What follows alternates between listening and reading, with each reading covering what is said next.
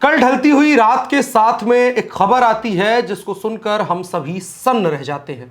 खबर ये होती है कि कल रात जम्मू एंड कश्मीर के पुंछ डिस्ट्रिक्ट में सेना की एक गाड़ी पर हमला हुआ है और कम से कम 4 जवान शहीद हुए हैं, जो धीरे धीरे बढ़कर के संख्या 5 पहुंच जाती है। इसके बाद तमाम तरह के सवाल खड़े हो जाते हैं। सबसे बड़ा सवाल देश की सुरक्षा एजेंसियों पर बनता है, सरकार के ऊपर बनता है। क्या इंटेलिजेंस फेलियर रहा? क्यों जान नहीं पाए लोग कि इस तरीके का हमला होने वाला है? यह सवाल पिछले कुछ दिनों से लगातार हवा में गूंज रहा था।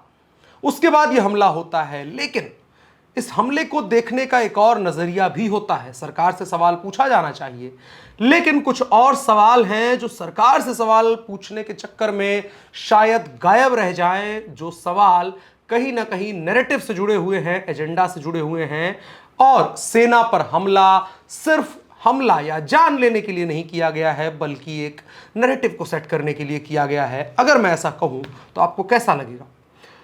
अगर आपको थोड़ा सा चौंकाने वाला है ये दावा, अगर आपको लगता, तो मैं आपको अगले कुछ 5 मिनट में ये समझाने का प्रयास करूंगा कि किस तरीके से ये पूरा का पूरा अटैक जो है, ये इंटेलिजेंस फेलियर या सरकार, प्रशासन, सेना पर सवाल तो है ही, लेकिन ये कुछ और सवाल हैं जिनको खड़े किए जाना सबसे आवश्यक है।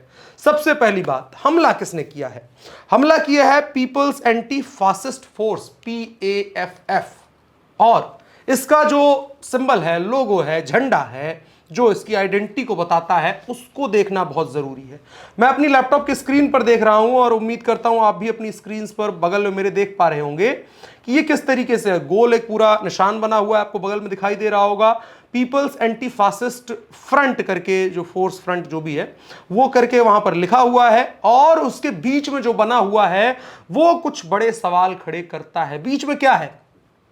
बीच में एक झंडा नुमा आकृति है, उसके बीच में स्वास्तिक नुमा एक आकृति बनाई गई है, और इसके ऊपर से एक तीर को इस मान लीजिए जो दर्शाया जा रहा है कि झंडा और स्वास्तिक के सीने में घुसाया जा रहा है। स्वास्तिक किसको बिलोंग करता है? ये झंडा जो आप देख रहे हैं ये किसको बिलोंग करता है?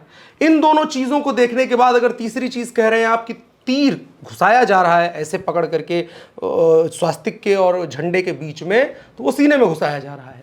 इससे क्या समझ में आता है? सबसे बड़ा सवाल ये है। और दूसरी बात होती है कि PAFF का काम काज करने का तरीका क्या है, किस तरीके से वो काम करते हैं, वो जब बात करते हैं, वो रिक्रूट करते हैं जब लोगों को, तब किस तरीके से काम करते हैं, उससे आपको थोड़ा और समझने में आसानी होगी मेरे बिना कुछ कहे। वो कभी भी अक्सर जब बात करते हैं तो हिंदुस्तानियों की बात नहीं करते हैं, हिंदुओं की बात बहुत कम करते हैं। वो अपनी किलिंग्स को, जो सेना पर हमला करते हैं या लोगों पर हमला करते हैं, उसको जस्टिफाई करने के लिए, अपने लोगों को समझाने के लिए वो कहते हैं कि हम RSS, BJP और जो उनके इन्फॉर्मर्स हमारे बीच में होते हैं और सूचनाएं लेकर के जाते हैं, ऐसे लोगों को मारते हैं। और दूसरी बात जो कहते हैं कि हम ISIS जैसे नहीं हैं, हम एंटी इस्लाम हैं, ये ISI वाले लोग, हम जो है उनका समर्थन नहीं करते, हम प्योर इस्लामिस्ट्स हैं। और BJP और RSS जैसे लोग जो हिंदूवादी सोच को बढ़ावा देते हैं, उन लोगों के खिलाफ काम करते हैं। और हम फांसीवाद के खिलाफ हैं, BJP RSS के फांसीवाद के खिलाफ है। अगर आपको मैं बताऊं कि PAFF के अलावा भी आपको ये बातें कहीं सुनने को मिलती हैं, तो कहां सुनने को मिलती हैं आपको? कुछ दिमाग दौड़ाइए, तब तक मैं आगे बढ़ता हूं और फिर समझने का इस पूरे घटनाक्रम को गठजोड़ इसका करने का प्रयास और एक रिजल्ट पर पहुंचने का प्रयास करते हैं। PAFF जो है और जो ये चीजें हैं, इनमें एक साम्य आपको नजर आएगा। अगर आपके दिमाग में क्लिक हुई बात तो ठीक है, नहीं तो अब बात करते हैं। बीते कुछ दिनों से, चाहे वो पूर्व राज्यपाल सत्यपाल मलिक हो या कुछ मीडिया के जो हिस्से हैं जो खुद को अपोजिट कहते हैं, खुद को सत्ता पक्ष के खिलाफ का कहते हैं, उनकी भी भाषा कुछ ऐसी ही रही थी।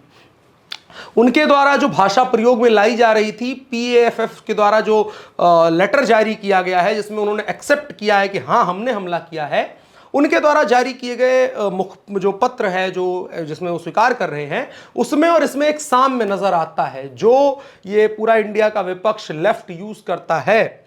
RSS, BJP, Hindutva, cow urine, गौमूत्र जिसको कहते हैं, operation of minority, democracy under threat and fascism, ये दोनों बातें तो ये एक साम में नजर आता है। ये एक पूरा का पूरा ऐसी चीज समझ में आती है कि कहीं ना कहीं एक दोनों लाइक माइंडेड हैं, चाहे वो PAFF हो, पीपल एंटी फासिस्ट फोर्स या फ्रंट, और जो इंडिया का विपक्ष है, ये लाइक माइंडेड है। ऐसे लोगों की एक समझ आपस में, अनकही समझ है या कही हुई समझ है वो एक अलग बात है, लेकिन एक समझ विकसित हुई नजर आती है। अब ये है क्या? ये एक पूरी तरीके से ऐसा विकसित किया गया तंत्र है जो इस तरीके का काम करने का पूरा इसी काम करने के लिए वो बने हुए हैं।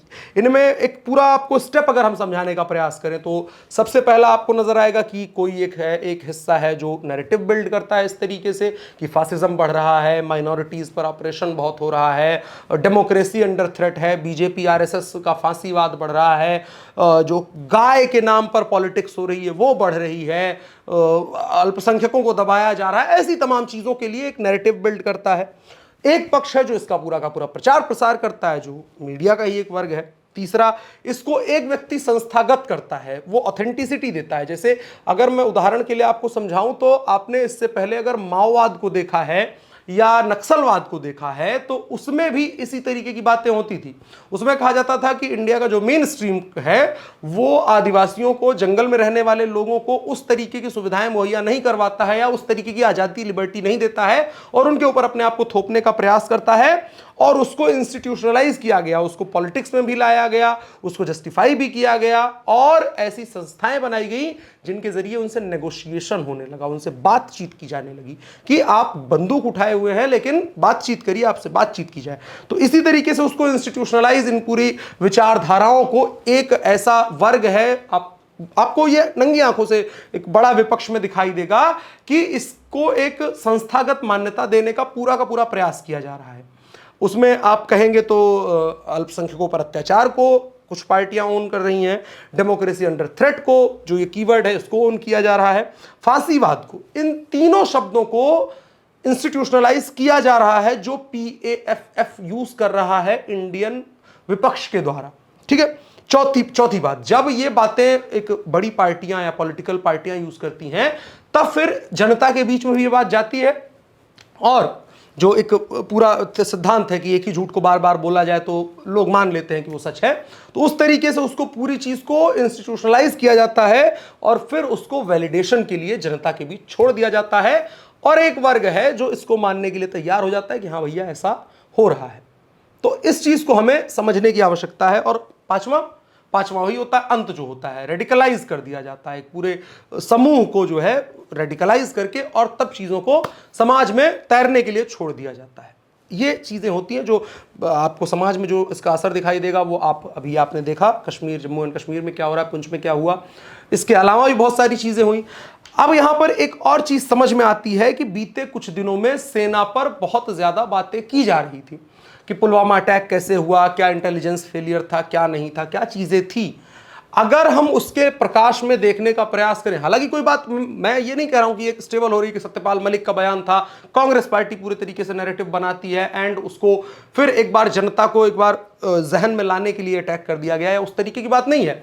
लेकिन कहीं ना कहीं ये चीज तो बनती है बात कि कुछ दिनों पहले ये पूरा का पूरा नैरेटिव बिल्ड किया जाता है, जनता के बीच एक लेकर के मुद्दा जाया जाता है कि भैया ऐसी समस्याएं हैं आपके समाज में, आपकी सरकार इस तरीके से, फांसीवाद पहले से चलाया जा रहा है और तमाम चीजें चलाई जा रही हैं और फाइनली एक अटैक होता है जो PAFF के द्वारा किया जाता है, जो खुद को टेररिस्ट ऑर्गेनाइजेशन नहीं कहते हैं बल्कि वो एक रेवोल्यूशनरी खुद को कहते हैं कि हम जो है क्रांति करने के लिए आए हैं, हम माइनॉरिटीज की आवाज हैं, देश में, भारत में अल्पसंख्यकों को दबाया जा रहा है। बात उसकी अलग है कि जहां से इनको फंडिंग आती है, जैसे पाकिस्तान में, वहां माइनॉरिटीज, हिंदूज की तो बात छोड़िए, वो तो जिंदा भी कितने लोग हैं वो एक अलग बात है। वहां जो मेजॉरिटी मुस्लिम है उनमें कुछ जो हिस्से हैं, वर्ग हैं, उनको छोड़ करके बाकी वहां के मुसलमानों की स्थिति इतनी बुरी है कि हिंदुस्तानी मुसलमान आज देख करके कहते हैं अपने पूर्वजों को, भैया अच्छा किए आप लोग, चाहे जिस वजह से हिंदुस्तान में रुक गए, यहां हमारी स्थिति बेटर है। लेकिन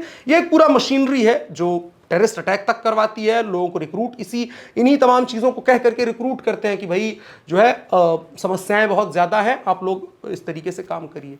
तो ये तमाम चीज़ें हैं जिसको मैं समझने की आवश्यकता है। एक बार फिर से उस फ्लैग को मैं दिखा रहा हूँ, उस पूरे लोगो को दिखा रहा हूँ जो पीपल्स एंटी फासिस्ट फ्रंट करके लिखा हुआ है, एक झंडा बना हुआ है जो कहीं ना कहीं हिंदू जो झंडा मंदिरों पर लगता है उससे जुड़ा हुआ है।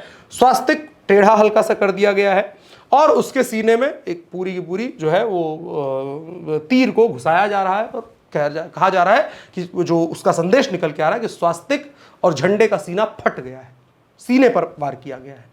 तो इस तरीके की चीजें देखने के बाद कहीं ना कहीं सवाल उठता है कि किस तरीके से ये चीजें हो रही हैं। सरकार, इंटेलिजेंस, इन तमाम पर सवाल उठाया जा सकता है, इनको सुधारा जा सकता है, लेकिन जो एक दूसरा नैरेटिव बनाया जा रहा है वो कितना खतरनाक है, आने वाले समय में कितना समाज के लिए है और कितना लोगों को सतर्क और सचेत रहने की आवश्यकता है ऐसी संस्थाओं से, क्योंकि ये इनका प्रचार का जो मॉडल है वो सबसे खतरनाक है। उसको हमें समझना होगा।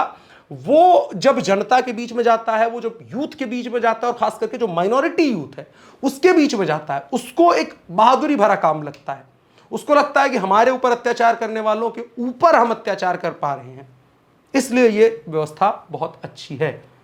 और जो पूरा का पूरा इतने 15-20 दिनों, 1 महीने, 2 महीने से जो पूरा का पूरा नैरेटिव चल रहा था, कहीं ना कहीं उसके आउटकम के लाइट में भी हम इसको देख सकते हैं, डायरेक्टली नहीं लेकिन कहीं ना कहीं हम अगर ब्रॉडर पर्सपेक्टिव लेके चलें तो ये 2 महीने वाला जो सत्यपाल मलिक, कांग्रेस पार्टी और तमाम चीज़ों का जो पूरा का पूरा नैरेटिव चला, रवीश कुमार जैसे लोग जो एक तरफ रहे, उसके आउटकम के तौर पर पुंछ में हुए एक अटैक को उसके लाइट में देख सकते हैं कि उसमें से क्या चीज़ें आकर के यहाँ हमें नजर आती है।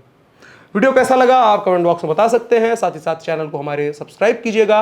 मेरा नाम अनुराग मिश्रा है, आप इंडी क्लिक देख रहे थे। शुक्रिया।